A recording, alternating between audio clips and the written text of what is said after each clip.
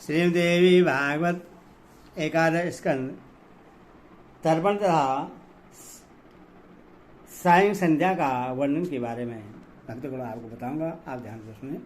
श्री नारायण नारद, जिसको चाहिए कि पहले 3 बार आचमन करके 2 बार मार्जन करें, इसके बाद पहले अपने दाहिने हाथ का तदंतर पैरों का पोषण करें। इसी प्रकार से नेत्र, नासिका, कान, हृदय और शिका का विधिवत पोषण करना चाहिए। तदनंतर देश काल का उच्चारण करके ब्रह्म यज्ञ करें। दाहिने हाथ में 2 कुश, बाएं हाथ में 3 कुशा, आसन पर 1 कुशा, यज्ञोपवीत में 1 कुशा, शिखा पर 1 कुशा और पाद मूल में 1 कुशा रखें। इसके बाद विमुक्त होने के लिए संपूर्ण पापों के विनाश हेतु तथा सुदुक्त देवता की प्रसन्नता के लिए मैं ब्रह्मयज्ञ कर रहा हूँ, ऐसा संकल्प करें। पहले 3 बार गायत्री जप करें और इसके बाद अग्निवीर्य फिर यद्रडेह का उच्चारण करके अग्निवेह इस मंत्र को बोलना चाहिए। तत्वसाध महावर्त सेव पथा, इसका भी पाठ करना चाहिए। इस तत्वसा संहिता की वेदा मधवतः महावर्तस्य इसे तवेज अग्नि आयाह्य सनौ देवी अध तस्य समामनायो बिर्दिरादेच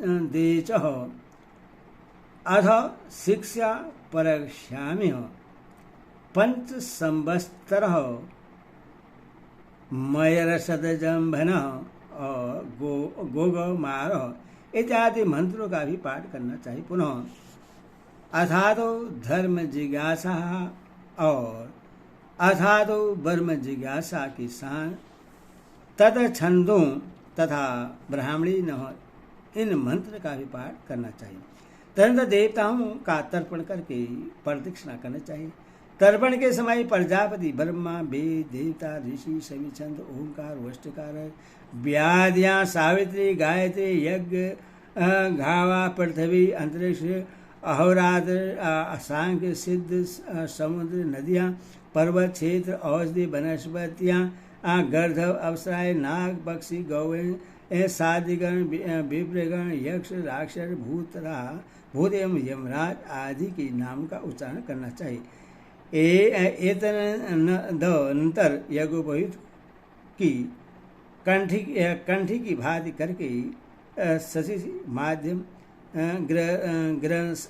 मद, विश्वामित्र, वामदेव, अंत्री, भरद्वाज, वशिष्ठ, परगाथ, पावमान्य, सुषुप्त, महासुप्त, सनक, सनंदन, सनातन, संतन कुमार, कपिल, आसुरी, बोहली और पंचशील इन ऋषियों का तर्पण करना चाहिए। इसके बाद अब सभ्य होकर सुमंतो, जेमिन्यो, बेस, पायन, पेलो, सूत्रो, भाष्यो, भारतो, महाभारत तथा धर्माचार्यों का तर्पण करें तथा ये सभी त्रिवृत्त हो जाए, ऐसा उच्चारण करें। इसी प्रकार जानितम, बाहिक, गार्ग, गौतम, साकल और ब्राह्मयो, मांडल और मांडुकेय,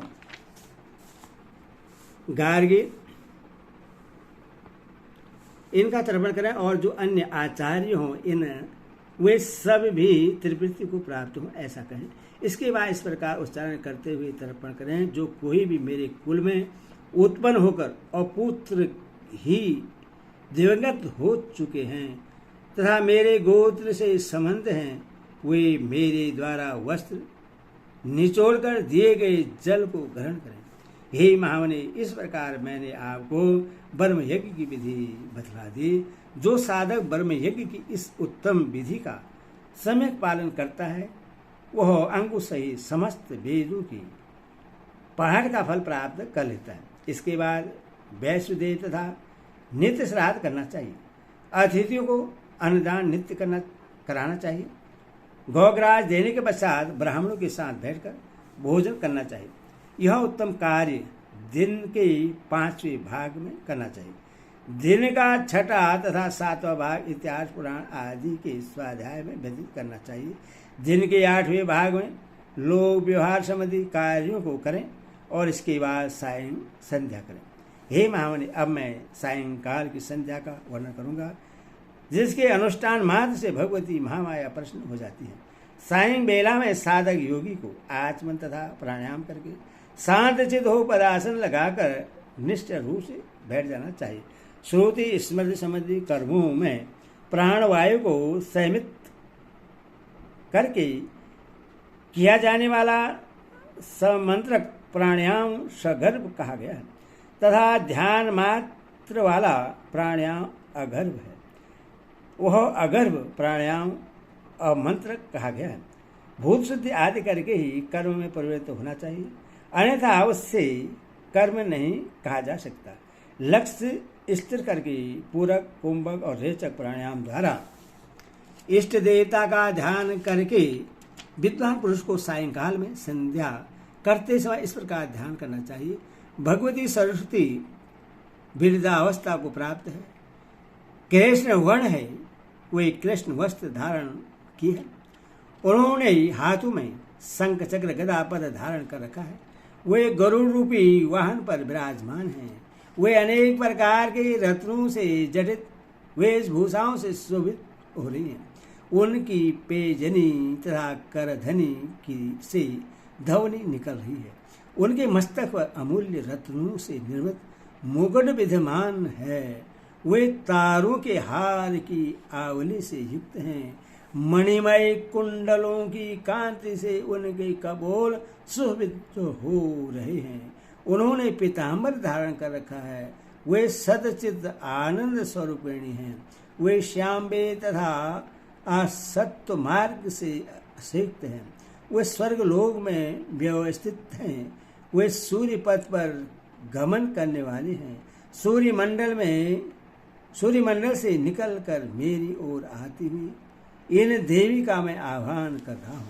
इस प्रकार उन देवी का ध्यान करके सायंकाल की संध्या का संकल्प करना चाहिए। आवो ही षष्ठा इस मंत्र से मार्जन तथा अग्निश्य इस मंत्र से आचमन करना चाहिए। शेष कर्म प्रातःकालीन संध्या के समान बतलाया गया है। साधक पुरुष को शुद्ध मन वाला होकर भगवान नारायण की प्रशंसार्थ गायत्री मंत्र का उच्चारण करके सूर्य को अर्घ्य देना चाहिए। दोनों पैरों को समान रूप से सीधा करके हाथ की अंजनी जल लेकर मंडल स्थल देवता का ध्यान करके कर्म से अर्घ्य प्रदान करना चाहिए। जो मूढ़तमा तथा अज्ञानी द्विज जल में अर्घ्य प्रदान करता है वो स्मृति मंत्र का उल्लंघन करके पार्षद का भागी होता है। तत्पश्चात और सवादित्य इस मंत्र से सूर्य करके कुश के आसन पर बैठकर श्री देवी का ध्यान करते हुए 1000 अथवा उसकी आदि संख्या में गायत्री का जप करना चाहिए। जैसे प्रातःकाल की संध्या में उपस्थान आदि किए जाते हैं, उसी तरह सायंकालीन संध्या की तर्पण में उपस्थान आदि कर्म से करना चाहिए। सायंकालीन संध्या में सरस्वती रूपा गायत्री के ऋषि वशिष्ठ कहे गए हैं। देवता भी विष्णु रूपा सरस्वती है और छंद भी है सरस्वती ही है।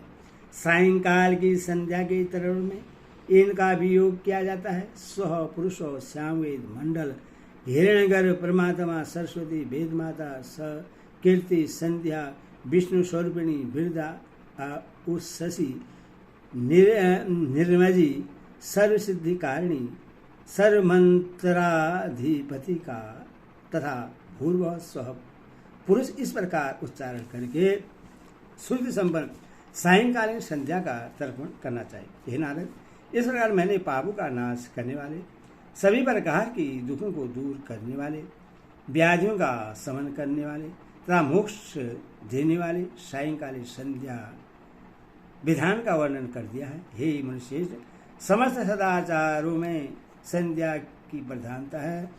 संध्या का सम्यक आचरण करने से भगवती भक्त की मनोवांछित फल प्रदान करती है। एदेश देवी भागवत महापुराण